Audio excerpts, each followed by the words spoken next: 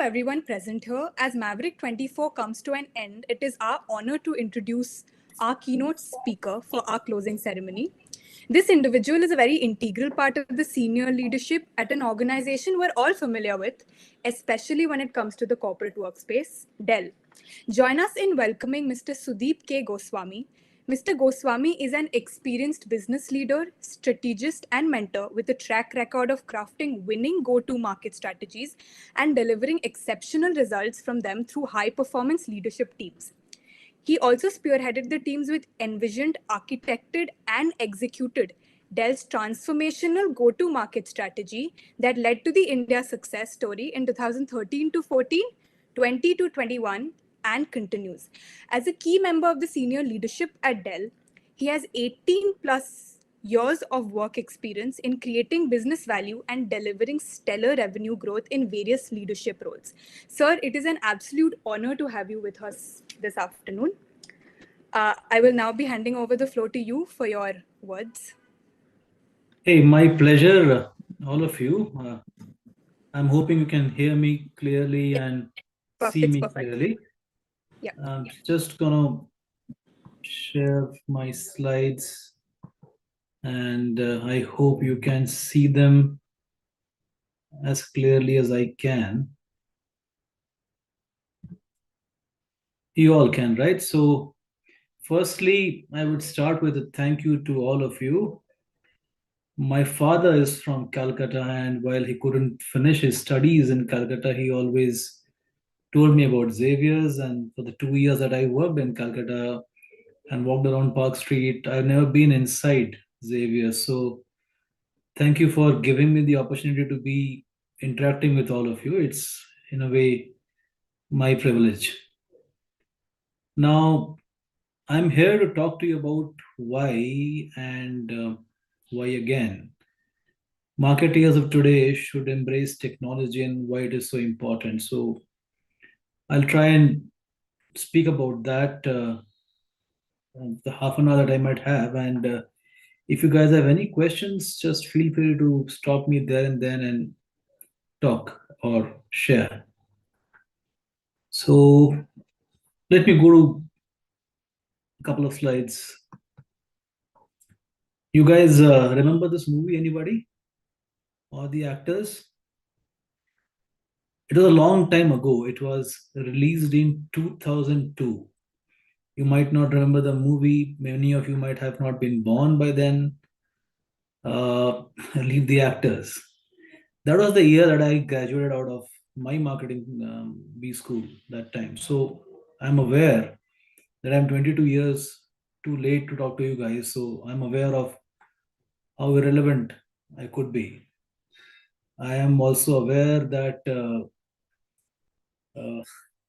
these kind of talks do happen a lot. They are done around everywhere. So I'm also aware that I'm not a practicing marketer anymore. So I could be getting into a trap of telling you something that might not be important to you. So I'm aware of my relevance, and I'll try to see that I'm able to provide you an industry view of what goes on in today's world, where marketing is very seamlessly integrated with what goes on and demand and all. And hope you can learn from an industry guy's perspective.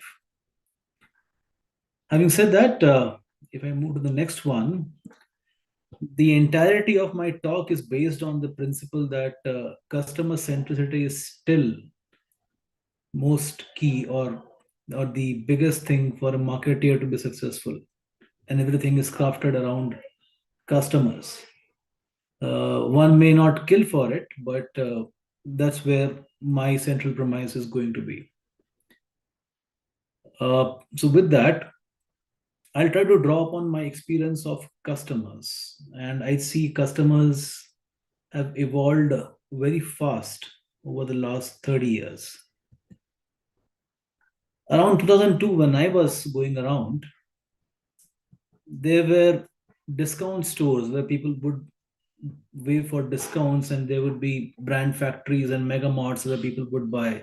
The concept of a trial room wasn't even there in many, many places. From those times, to building in more variety, and the pantaloons of those worlds and shopper stops nowadays came up. And then came up convenience of shopping, of being able to do things on the phone. And today, I think the convenience is going towards fits virtually and what looks good. And it will go even further than that. So you see, in the time span, which might be today 22 years, but relatively short when it comes to customers, a lot of evolution has happened. And in this process, I think brand loyalties have eroded, and customers do not look at that as one prime way of responding. The brands that I used to wear in 2002 do not seem to be here anymore now. Or if they are struggling, barring one or two. You guys with me? You guys can hear me? You guys feel that is good? This is okay? Just give me a thumbs up if you guys think it's all good. You can get it. Okay. So if the customer is evolving, where's the market here?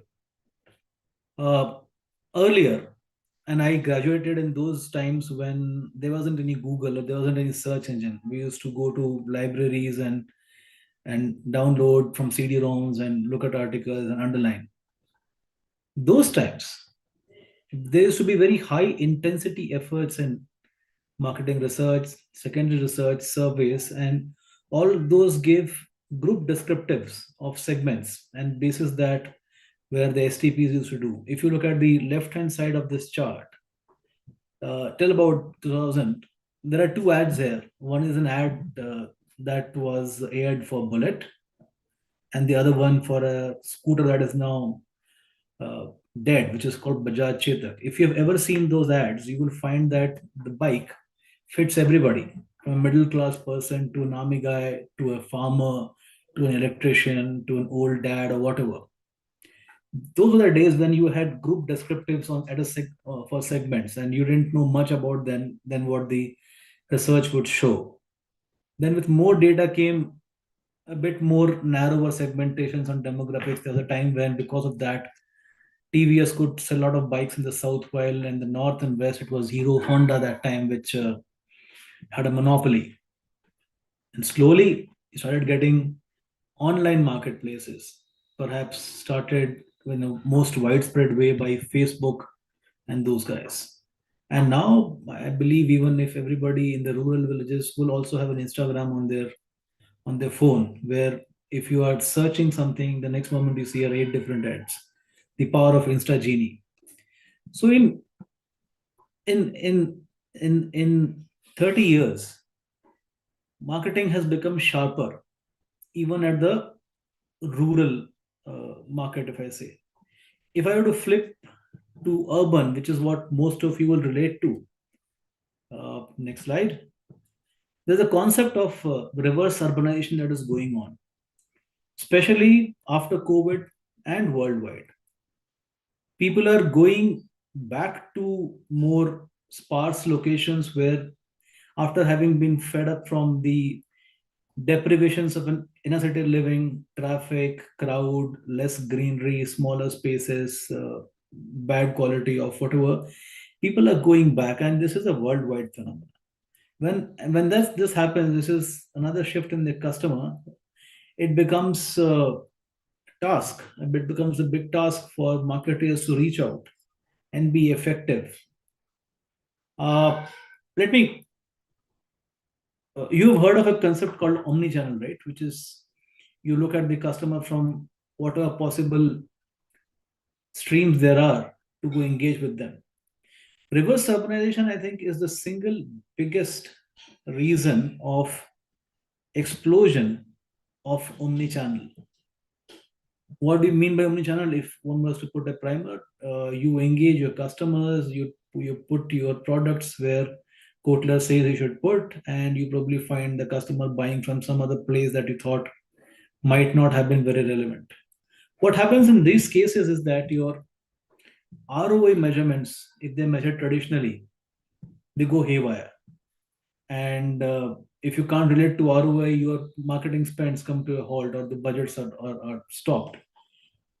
But what if You could understand the customer journey neatly enough. My premise is that you can still add a lot of value. With me again? If I'm not sounding esoteric, it's all okay. You can give me a thumbs up. See if you're okay. Any questions, anyone? Okay.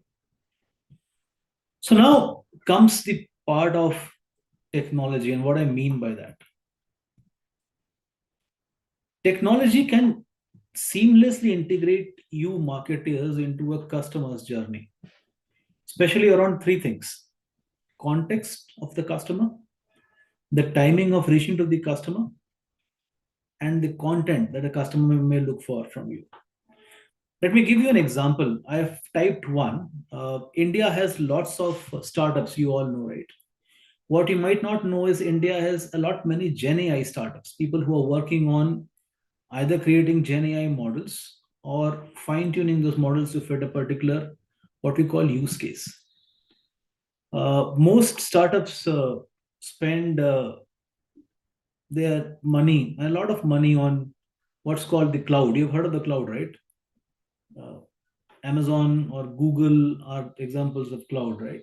Where you just host and you get a browser-based access and all that. Not that hosting on cloud is very expensive for startups. So after they've got scale, they look for how can I reduce cost. There are many startups in India, like Byju's, for example, who have become unicorn in their valuation of more than $1 billion. So when they are valued that much, they look for either making more revenues or reducing their costs to stay profitable and add to valuation.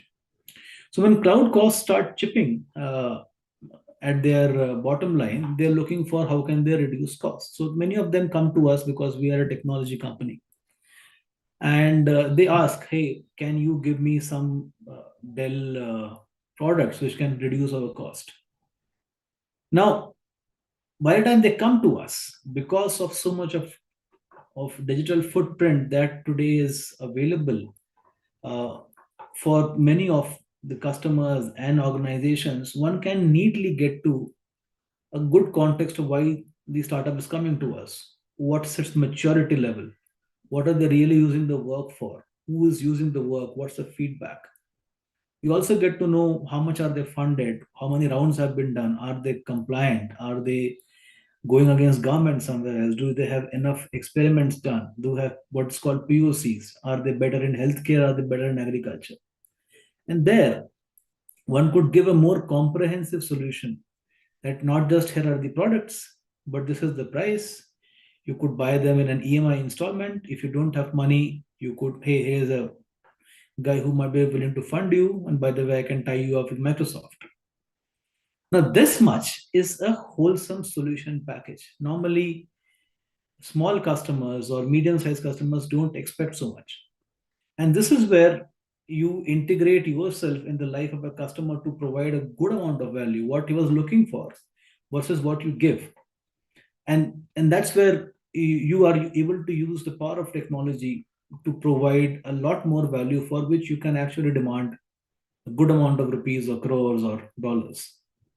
Now, I have given you an example of a B2B scenario, a startup buying from another company. But the good thing is that if you look at this chart, today there is availability of digital footprint in almost every segment, from agriculture to construction to jewelry to pharma to banking to apparel shopping. All of these marketplaces have one thing in common, that they have loads of customer data about what they do when they come in, what do they buy, what do they browse, what do they put in cart, what do they don't put in cart, do they take their card to check out or not. So today, technology, because of the availability of their digital footprint and abundant availability, can give you this seamless integration into a customer journey in almost any segment, and also of any kind of customer, be it rural or be it urban. And that's the magic of it. I'll show you one more slide, but if have you heard of any Indian large language model, Indian company that has made any AI model? Anybody? And if you know, please maybe just speak out a name. Okay. There's a company called Ola which runs cabs, which also makes electric bikes. They recently launched an AI model called Kritrim, which means artificial. And there's another company called Tech Mahindra in the technology space, which launched an LLM called Indus. Now, why I'm saying this, have you heard of, you would have heard of, have you noticed on Instagram or Facebook, you were typing something and searching, let's say, and you start seeing lots of ads just after that? Could be a car spray, could be a shoe, could be a pen, right? How does all this happen? I'll tie it to the next slide. You can see that these are called large language models or AI models. You've heard of GPT and Chat GPT, right? Kritrim is mentioned there at 1.5 billion parameters. But if you look at the world around, uh, Mistral is another such model which has got 7 billion parameters. Now, what are parameters, folks? Parameters are those decision points basis which you model someone's behavior. So the world started with 7 billion parameters, and today, if you look at GPT-4, it has got 8 models of 220 billion parameters. And your Instagram today runs on Llama 3 on the corner left with 70 billion parameters. So if you have 70 billion parameters trying to code your buying behavior, more often than not, you'll be getting it right and very right. So it's in this context. The previous slide talked about what's available today in data. This talks about what is being done to data. And let's talk about the next chart. Anyone knows what this is? If you want to type on chat or speak out. This is a quantum computer. Now, what's quantum? I think you guys know. Normal data in a computer is on two states, off, on, or 0, 1. So your computation goes through only two states, and that's why even if you can do trillions of computations in a second, it is still limited. What if there was no state between 0 and 1? It was all continuous. That's what quantum does. Think of the amount of computation that you could do in a quantum computer. You can think of probably a trillion parameters in one model and getting it done in 5 minutes, which means the world is getting ready to crunch as much data as you can throw at it. And today, how much data exists in the world? If one were to ask, let's look at this. There's something called a zettabyte, and today in the world there is 97 zettabytes worth of digital data. Now let's understand what zettabyte is. This picture that you see is a room full of books, and it's roughly 1600 books in that picture. I counted. Okay, so assume the 1600 books is one human. A human has so many books in his mind in a lifetime. Do you know how many humans have walked on Earth so far, from the ancestors who are dead now to whatever? Today, the Earth population is 8 billion, right? So, any idea how many humans have been here? Roughly 175 billion humans have been born and died so far. That is a good calculation. So, if we had 8 such different Earths, and you count one human like that, that is the amount of digital data equivalent that sits today in the world. So there's enough data that one can't crunch, but there's enough computing power that's coming up to crunch all data. And the good thing is the data that gets generated through all the marketplaces is going digital. So basically, you marketers are now sitting on a gold mine. There is tons of customer data, there's tons of crunching power. It's up to your imagination, to see what you could do. And as you've seen in the Instagram case, today, one is able to use that data to go back to customer and make him buy. So I wanted to leave you with this chart and say that it's time that all of us look at technology very seriously, because this is how you will go operate in the world when you leave your campuses and go either start on your own or get employed somewhere. You will have to be embracing technology. So if you were to take my advice, somebody who has spent 22 years in the industry, as great is here, couple of things. Pick up certain courses around analytics as you study, either within the campus or outside online somewhere. Get into basic coding. There are languages like Python which are used today, in which logic is translated, algorithms are coded, and models made. It's actually pretty English if you look at it, but it will give you what is called the hands dirty approach to understanding technology. Take up projects on or internships on digital marketing, which exposes you to how data is used, and not just data that excite that exists in your files and registers, but also what's called unclassified, or let's say unstructured data, which is pictures and images and videos, from where how could you analyze. Net embrace this technology. It's the left brain to the right brain of marketing, but both brains need to exist together. And the more quickly you do it, the better you will become. Your skills will be extremely valued. You will be those people around whom the world will evolve and revolve. Well, that's been my time on what I wanted to say, guys. I am not a professor who could expound a lot more on details, but I thought I can give you practical things, and this is where I was. That's all I have to say. Uh, Thank you so much. If you have to connect with me, I'm on LinkedIn. I'm very happy to connect and listen and talk to all of you. But for now, I'll probably stop sharing and hand it over back to you guys. Thank you. Thank you so much, sir, for your valuable insights. One question from us, sir.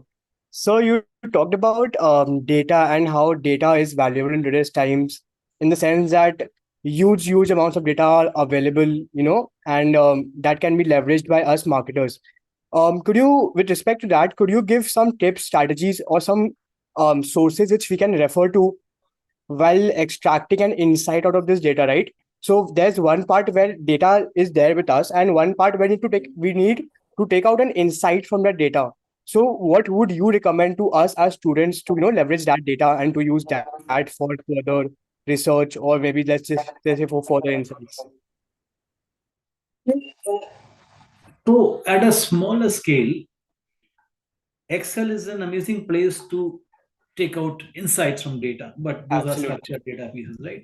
Yeah. On a bigger scale, if you have to predict, and things like logistic regression come in, predicting what the customer will buy and who are the buyers, you use sources like SAS or other equivalent packages that run now to get insights.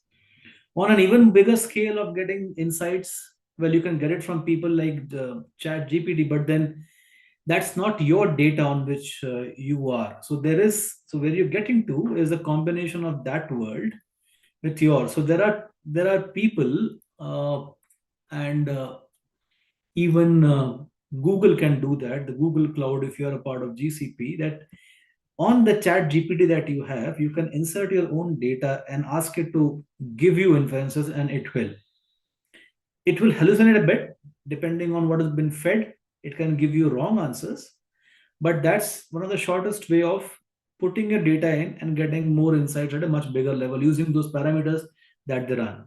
It's slightly expensive. It's not available for people like you and me who are retail, or let's say individuals, but at a corporate level, at a university level, you can definitely go do that. Answers your question or leaves you confused? Yes, sir. Thank you so much, sir. Uh, Panel, do we have any questions? If not, we can proceed. I do have one question. I hope you can clear for me. So how can we use different programming? Yes, I'm audible. You are audible. Please Yeah. repeat what you're saying. Yes, sir. So how can we use different programming languages? Like Python and C++, Java, in this world of marketing, which is robust and technical? How are these going to help us? Well, most of the world today is being written in Python and Visual C++. Okay. What is being written? There are things called APIs, which basically connect one application to another. Okay. And what is being written is basic logic or algorithms. Two things are being written. Basic algorithms and logic makes a program, and then programs are interconnected through APIs. Now, even code today, which is what basic programming is, can be generated through a chat GPT, and there are even better models which can basically give you generative code that you can use. So when I said embrace and learn coding, I meant learn how logic is coded. Not all the syntaxes or a programming structure of creating a routine or a subroutine, but how you code algorithms so that you understand how do you put in parameters, how to give them weights which are relevant, not relevant, and how do you. And for that, I think if I were you in your space today, Python and R are the free open source languages. One could just go to some of the forums and start picking it up. There are huge number of YouTube videos how to get started, for example, on Python, and then there are many open source platforms where you can go practice. My sense is it's not about learning the language, but learning how to code algorithms. For example, Pradyum, just maybe making it up, but if you were able to explain how the 7 billion parameters in Mistral's AI LLM actually help marketing guys create marketing content for healthcare companies versus retail companies, it's far more valuable than the question that, hey, which 7 billion parameters are more important, which are not.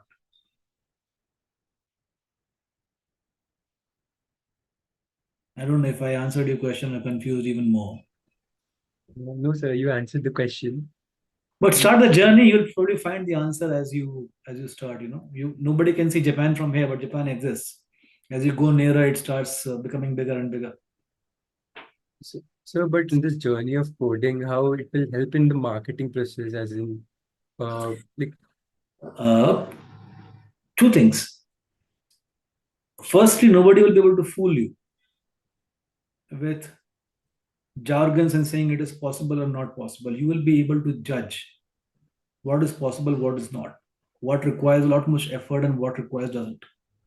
Also, the second thing is when you are yourself deep into understanding the logic of the code and the data, you will be able to, in your mind, use that data in a plethora of other ways that you had not thought possible.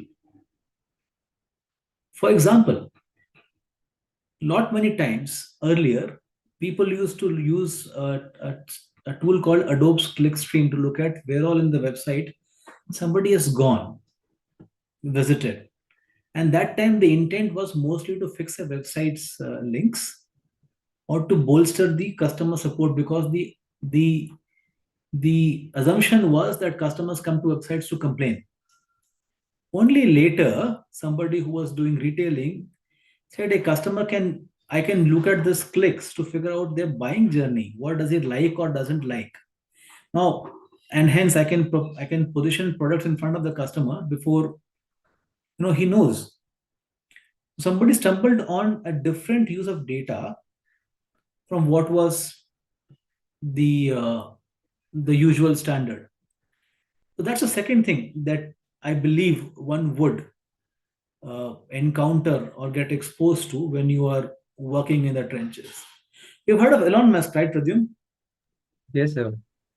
What do you call him? Is he a marketeer? Is he a businessman? Is he a technical guy? Is he a scientist? He sleeps on the shop floor. He knows enough coding, but doesn't code himself. He's a shrewd businessman. He sold to big companies, made money. The thing that you can talk about Elon Musk is nobody can fool him with jargon and technical stuff, and he's a very smart person because he is deep in the trenches of what he is doing. So just now, like you talked about data and how like data is helping people, but so we also know that there are a lot of like how should I explain this? Data is also having a bad impact. For example, websites are selling data to other individuals, and customers might not like that. That like from my personal point of view, if someone is selling my data without my permission or Yeah. Yeah. Yeah. so that's not very like not very That's good not from that's my not point of right. view. Absolutely not right. But it doesn't take away from the fact that data is very important. Unethical practices and illegalities, yes, should be condemned and are not right, but it doesn't take away from the fact that goodness of what you could do with data.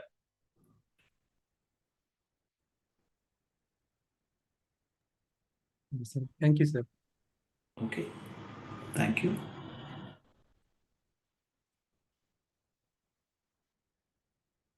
I Right. guess. A question, sir. So in today's world, we see that the large organizations have a like, they have a huge marketing budget, and so they are able to overshadow the small companies in a very bad way as well.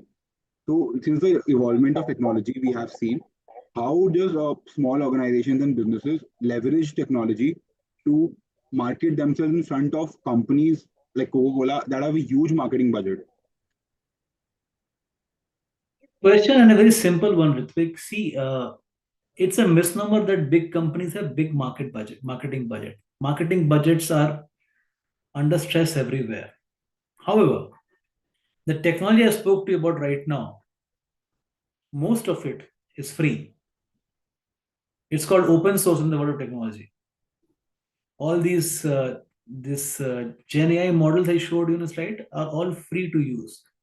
Uh, so technology is a great leveler in terms of bridging the divide between people who have money versus people who have not.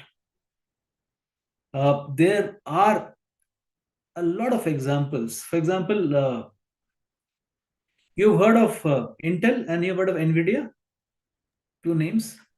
You've seen a lot of Intel's ads, right? Intel Inside, you would remember, and you've seen the hoardings as well and places with me. How many times and how often have you come across Nvidia? Maybe rarely, quite rarely, right? Now, both today are huge companies. Nvidia was one time a smaller company, but today their success is not dependent on how much amount of money they spent on marketing. That's one example from my field which comes out like this. Technology is actually leveling. For example, earlier the traditional way of spending money was spending money on media, which is print and TV and sometimes radio. Spending money on digital, on banners and those things are a fraction of what they were. So technology comes to play even now in terms of being able to get you more eyeballs compared to what was traditional mainstream media earlier, 15 years ago. Adopting technology is always going to give you that additional amount of dollars that you never have in a traditional sense. Always. For example, with perhaps maybe even now you can do it, but with much smarter way, what is called social media optimization or SEO in search engine optimizations, you could be top of the heap on a Google search page. It doesn't require tons of marketing money to be there.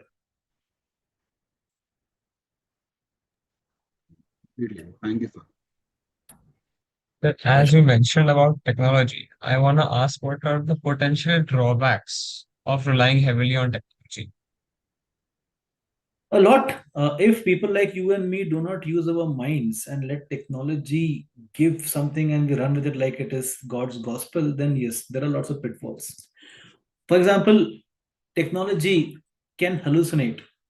When you make a in if you have all read statistics, when you make a regression model, you test it around and find are the correlations effective or not. There are ranges given to look at a valid correlation, etc. Those ranges are your benchmarks to test whether what's coming out is right or not. If you do not make those, and given the skill of data, it is very difficult to so many times make it. You will lead to technical hallucinations. For example, the Gen AI models can give you humans with 6 fingers unless you correct that bias, or if it is something that's been fed up with the Western data, then it will not have any person who has got a brown skin. Are practical examples today. So pitfalls, unless they are regulated and carved by human insight, will be very, very challenging. And that is why today, while Gen AI is going to rob off those mundane jobs, let's say a cashier at a bank teller, whatever, got ATMs now, there will be much better jobs which will be rich in training and reviewing or overseeing what technology is bringing out. You will probably have future jobs which will be called as model reviewer or Gen AI supervisor or whatever, right? That's the answer that I have for you. Okay, sir. Thank you. Right, so we have a counter question from the audience. Like you mentioned the example of Nvidia in my answer, right? So the audience has questioned like Nvidia is a B2B company. So why would it market to consumers directly? Is Intel a B2B company or a B2C company? Both are in exactly the same business. It comes to customers like you and me through some media. Even Nvidia, by the way, Nvidia as a chip, which was earlier called which is still called the GPU, but earlier it was used by those who used to do games and do gaming, and their laptop would have an additional chip which would be Nvidia. It is called the graphics card, if you guys remember. So Intel and Nvidia are exactly the same in the same business, bring the same products. Okay, they are different in terms of their appeal and what they do, but they are exactly in the same business. And by the way, a B2B company also needs to spend on marketing because Intel did that as an example here. By the way, even AMD spends on marketing, which is another company, which is exactly what Nvidia and Intel would be.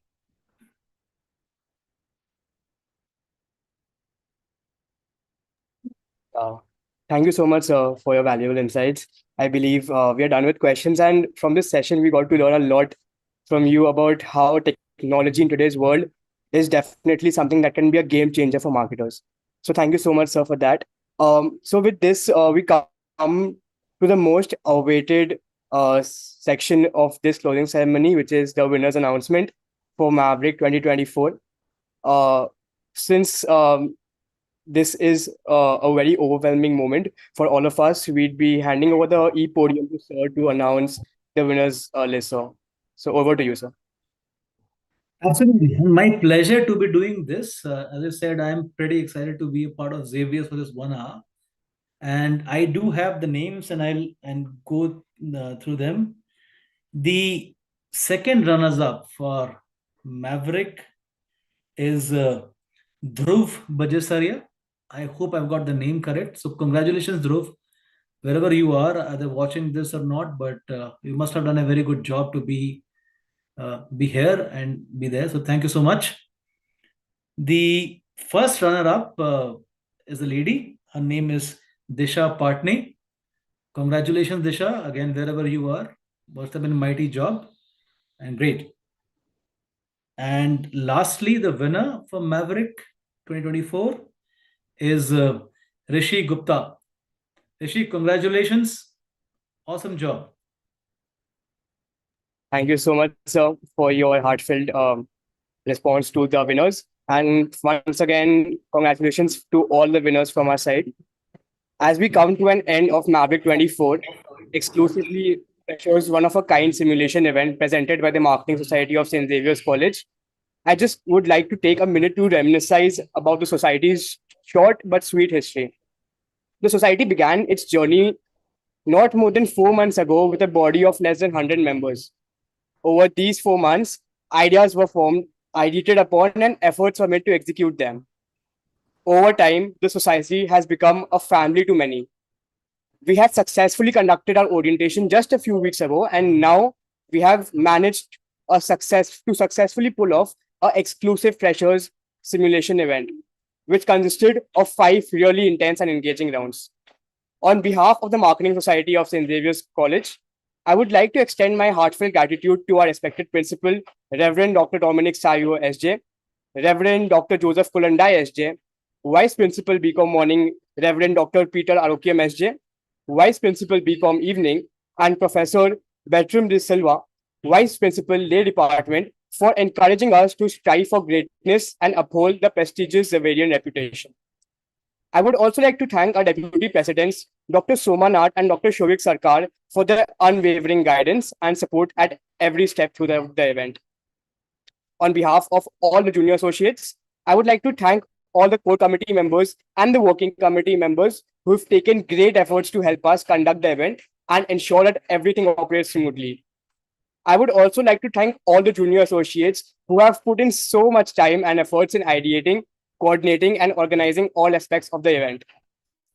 Last but not the least, a huge thank you to all the participants who have shown their dedication and enthusiasm throughout. You all have been a great batch to host, and we hope to see you most a part of a society soon.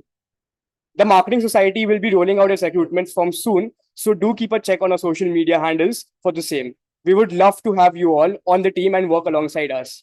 With that, we come to the close of 2024 Freshers event hosted by the Marketing Society, Maverick 24. Thank you so much. And thank you so much, sir, once again for joining and giving a